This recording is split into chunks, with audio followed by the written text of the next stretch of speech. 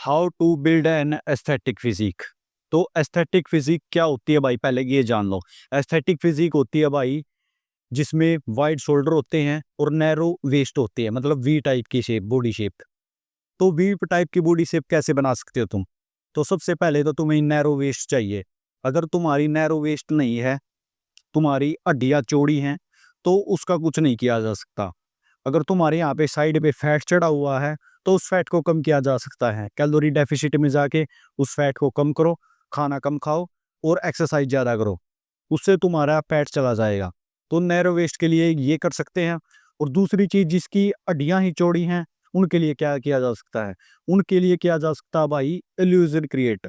जैसे तुम्हारी ऊपर से बॉडी चौड़ी होगी, तो ऑटोमेटिक नीचे से तुम्हारी बॉडी भीड़ी लगेगी, मतलब छोटी लगेगी।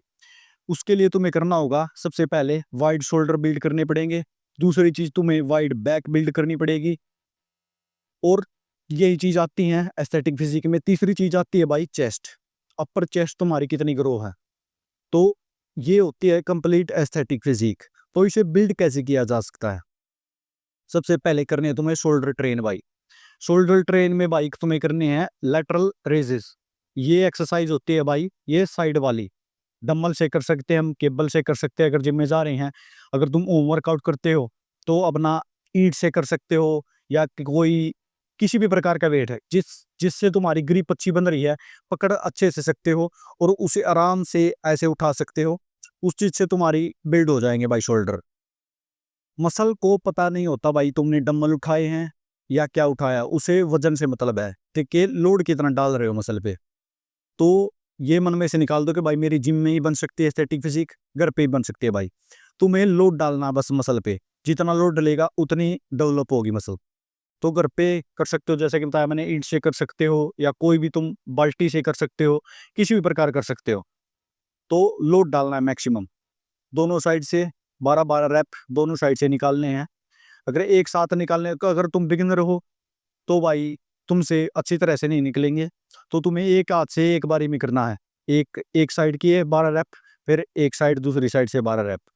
तो ऐसे करनी है, इससे तुम्हारी डेवलप हो जाएगी। अगर तुम जिम में जाते हो डंबल से कर सकते हो, या मशीन आती है उस मशीन से कर सकते हो। दूसरी चीज आती है भाई तुम्हारी बैक। बैक के लिए तुम्हें करनी है भाई, अगर जिम में जाते हो तो leg pull down best machine. Leg pull down को प्रॉपर फील करके करना भाई। मैंने देखे हैं भाई जिम में करते हैं लेग पुल डाउन, कैसे करते हैं? नीचे का एकदम छोड़ते हैं, एकदम ऊपर गई, और पूरे इसको कोहनी को एकदम सीधी नहीं करते हैं। अगर तुम सीधी नहीं करोगे भाई, तो मैक्सिमम लोड नहीं आएगा तुम्हारी बैक पे। तो तुम्हें मैक्सिमम लोड लाना है लेट। लेट वाली ये होती है, लेट वाली मसल, इस पे पूरा लोड डालना है पीछे वाले। तो इस पे मैक्सिमम लोड डालना है। और पुलअप में भी यही करते हैं लोग, पुलअप करते हैं। घर के लिए तुम पुलअप कर सकते हो, अगर तुम घर पे हो होम वर्कआउट करते हो तो पुलअप को मैक्सिमाइज करो। उसमें भी तुम्हें पूरा नीचे जाना है, ये नहीं कि आधे ऊपर हो फिर ऊपर से ही ऊपर ऊपर कर रहे हो, उसमें तुम्हारी बिल्ड नहीं होगी भाई। तुम्हें प्रॉपर नीचे जाना, प्रॉपर स्ट्रेच आने देना है। अगर तुमसे ज्यादा नहीं निकलती हैं तो ज्यादा सेट लगा सकते हो। तुमसे लगा लो ये 5 ही निकलती हैं, तो 5-5 के 4-5 सेट कर लो भाई।